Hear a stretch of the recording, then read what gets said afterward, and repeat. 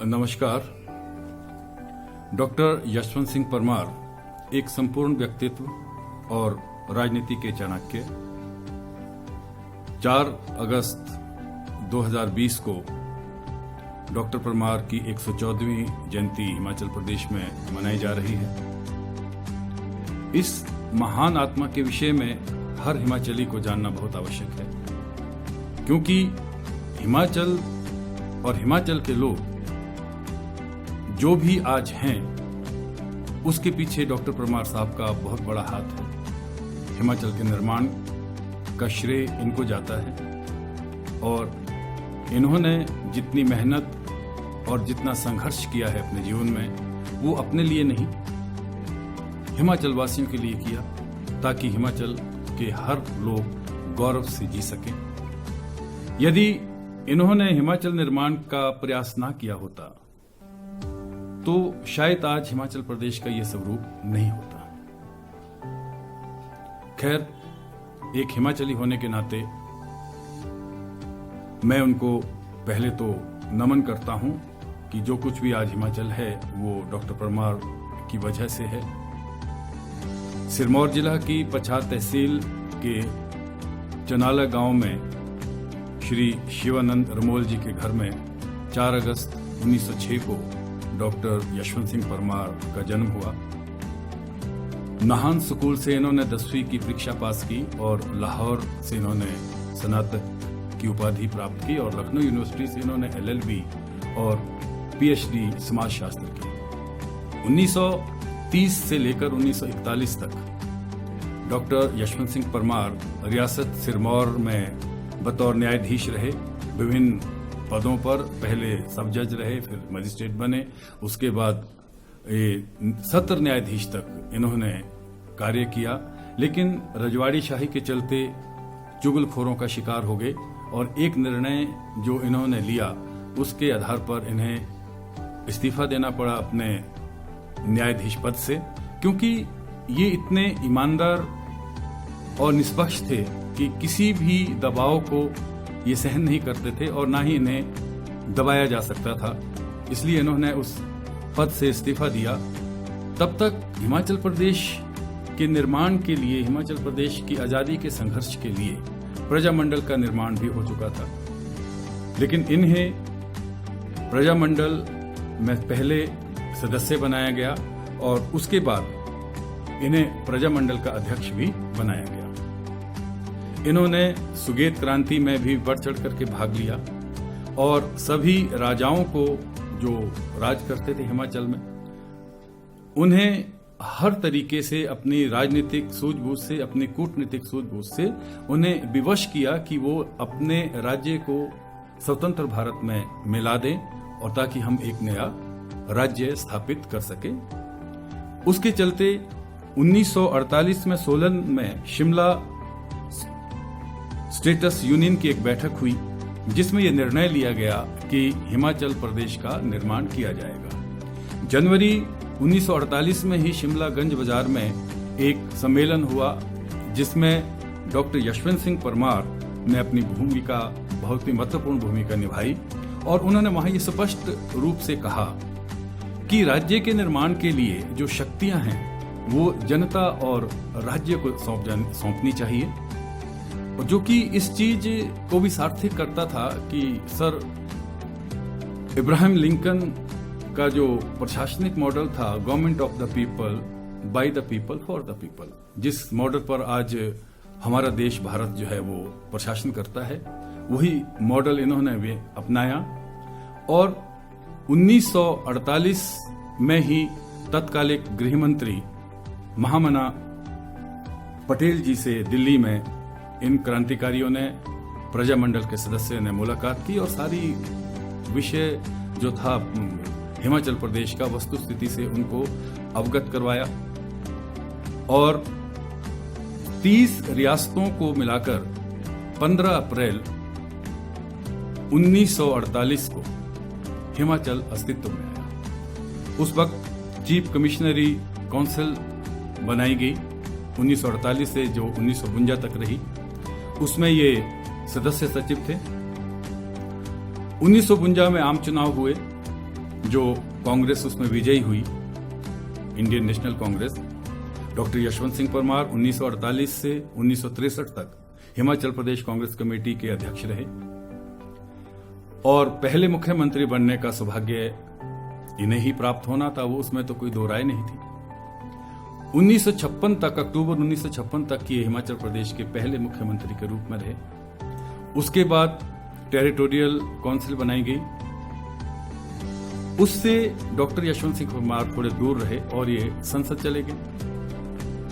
1963 में फिर आम चुनाव हुए और यशवंत सिंह परमार हिमाचल प्रदेश के दोबारा मुख्यमंत्री बने, जो 1977 तक प्रदेश के मुख्यमंत्री रहे। लेकिन इनका सपना भी पूरा नहीं हुआ था। नेहरू परिवार से इनकी नजदीकियां और पड़ोसी राज्य से इनका कुशल व्यवहार, उनके साथ मित्रता, वो रंग लाई और 1966 में हिमाचल प्रदेश में पंजाब स्टेट के कुछ पहाड़ी क्षेत्रों को मिलाकर एक विशाल हिमाचल का स्वरूप दिया गया।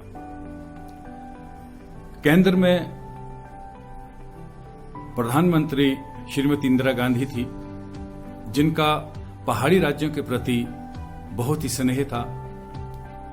डॉक्टर यशवंत सिंह परमार का सपना था कि वो हिमाचल को पूर्ण राज्य का दर्जा दिलाए और उन्होंने इस ओर मेहनत की, अपना पूरा जीवन उस तरफ लगा दिया और इनका जो ये प्रयास, इनका ये मेहनत थी, वो अंततः रंग लाई। 25 जनवरी 1971 को भारी बर्फबारी के बीच शिमला के रिज मैदान पर श्रीमती इंदिरा गांधी ने हिमाचल प्रदेश को पूर्ण राज्यत्व का दर्जा दिया और हिमाचल प्रदेश गणतंत्र भारत का 18वां राज्य के रूप में उभर करके आया। इनकी यात्रा यहीं खत्म नहीं हुई। इन्होंने हिमाचल के विकास के लिए पर्यटन, पशुपालन, वानिकी, संस्कृति, इस तरह के कई औद्योगिक, इस तरह के कई जो वस्तुएं थी, चीजें थी, उन पर, उनके विकास पर जोर दिया ताकि हिमाचल आत्मनिर्भर हो सके। उसके बाद डॉक्टर यशवंत सिंह परमार के बाद जितने भी प्रदेश में मुख्यमंत्री आए, चाहे वो ठाकुर रामलाल हुए, चाहे वीरभद्र सिंह जी हुए, चाहे शांता कुमार जी थे या प्रेम कुमार धूमल जी थे या वर्तमान में श्री जयराम जी हैं, इन सभी ने डॉक्टर यशवंत सिंह परमार के मॉडल को आगे चल के निश्चित तौर पर हिमाचल प्रदेश को विकास के शिखर पर ले गया है। लेकिन जो विकास के प्रारंभिक बीज बोए गए वो डॉक्टर यशवंत सिंह परमार की मेहनत के थे। एक संदर्भ के अनुसार श्री केवलराम कश्यप जी, जो संयुक्त निदेशक शिक्षा विभाग थे, उन्होंने अपने एक संदर्भ में लिखा, एक लेख में लिखा है कि परमार साहब इतने शालीन स्वभाव के थे, इतने जमीन से जुड़े व्यक्ति थे कि वो किसी की शक्तियों का भी उस पर अतिक्रमण नहीं करते थे। वो किसी सिलसिले में, अपने स्थानांतरण के सिलसिले में, वो अपने लेख में लिखते हैं कि परमार साहब से मिले तो उनको उन्होंने सीधे से शब्दों में कहा कि भाई जो शिक्षा विभाग का कार्य है वो डायरेक्टर शिक्षा विभाग देखते हैं, तो आप उनके पास जाइए, जबकि वो उनके बहुत करीबी और जानने वाले थे। आज की परिस्थिति होती तो आज तो एक ही कार्यालय में दूसरी ब्रांच में जाने के लिए भी सेक्रेटरीट से या मुख्यमंत्री की सिफारिश लगती है, तब जाकर के ये काम होते हैं, अदरवाइज तो होते ही नहीं है। राजनीति का आज ये स्वरूप होता जा रहा है, लेकिन डॉक्टर परमार में ये खासियत थी। उनका खान पान बहुत ही सादा था। हम बहुत छोटे हुआ करते थे, तो एक संदर्भ में मैं कुमारसैन क्षेत्र का रहने वाला हूँ, एक संदर्भ में मैंने सुना है कि ये बहुत पहले कुमारसैन में आए थे किसी सिलसिले में, जब ये मुख्यमंत्री थे, तो इन्होंने पहाड़ी डिशेस खाना पसंद किया, इसके कि मटर पनीर खाए या कोई दूसरा भोजन ये ग्रहण करे, तो इन्होंने पहाड़ी में वो सिड्डू, इंडरे या मालपुड़े, ये चीजें खानी इन्होंने पसंद की। 2 मई 1981 को ये महान आत्मा अपना शरीर छोड़ करके स्वर्ग धाम चली गई। उस वक्त इनके बैंक अकाउंट में 563 रुपए 30 पैसे मात्र थे। इतने समय तक मुख्यमंत्री रहे, ना कोई घर बनाया, ना गाड़ी ली, सरकारी बसों में इन्होंने सफर किया, अपना पूरा जीवन इन्होंने प्रदेश के लिए, प्रदेशवासियों के लिए समर्पित किया है, जो इनका जीवन आज हमारे लिए एक आदर्श बना है। मेरा आग्रह सरकार से भी है, शिक्षा विभाग से भी है कि आज ये परिस्थिति है कि शायद 90 से 95% तक जो हमारे बच्चे हैं वो ये नहीं जानते कि डॉक्टर परमार कौन थे, हिमाचल के निर्माता कौन थे। तो मेरा ये निवेदन है कि डॉक्टर परमार के बारे में बहुत विस्तृत जानकारी जो है दी जानी चाहिए। जो हमारे कॉन्वेंट स्कूल है, इंग्लिश स्कूल है, प्राइवेट स्कूल जो है हमारे हिमाचल प्रदेश के, उसमें ये सब्जेक्ट अनिवार्य होने चाहिए। कम से कम बच्चों को ये पता तो लगे कि हिमाचल प्रदेश का निर्माता कौन था। परमार साहब के विषय में बहुत कुछ लिखा गया है, क्योंकि इतना बड़ा विराट उनका साम्राज्य था, उनका व्यक्तित्व इतना था। उनके बारे में लिखना तो ऐसा है जैसे ब्रह्मांड को ये कहना कि मेरे पास भी एक छोटा सा जमीन का टुकड़ा है, या आप ये कहें कि सूर्य को दीपक दिखाने वाली बात है। फिर भी मेरी व्यक्तिगत श्रद्धांजलि उनको है, क्योंकि परमार साहब के बारे में हमने बचपन से सुना है। जब हम छोटे थे तब हमें पता था कि एक स्कूल में भी एक प्रश्न आता था जो कि 2 नंबर का होता था कि हिमाचल प्रदेश के मुख्यमंत्री कौन है, तो हम एकदम लिख लेते थे कि डॉक्टर यशवंत सिंह परमार। उस वक्त हम YS परमार लिखते थे, फिर धीरे धीरे पता लगा कि YS परमार का नाम पूरा यशवंत सिंह परमार है। इसी तरह से आज के बच्चों को इसके बारे में कोई जानकारी नहीं है। तो हिमाचल के बच्चों को, हिमाचल वासियों को डॉक्टर यशवंत सिंह परमार के बारे में जानकारी होना परम आवश्यक है। और 114वीं जयंती हिमाचल प्रदेश में डॉक्टर यशवंत सिंह परमार की मनाई जाएगी।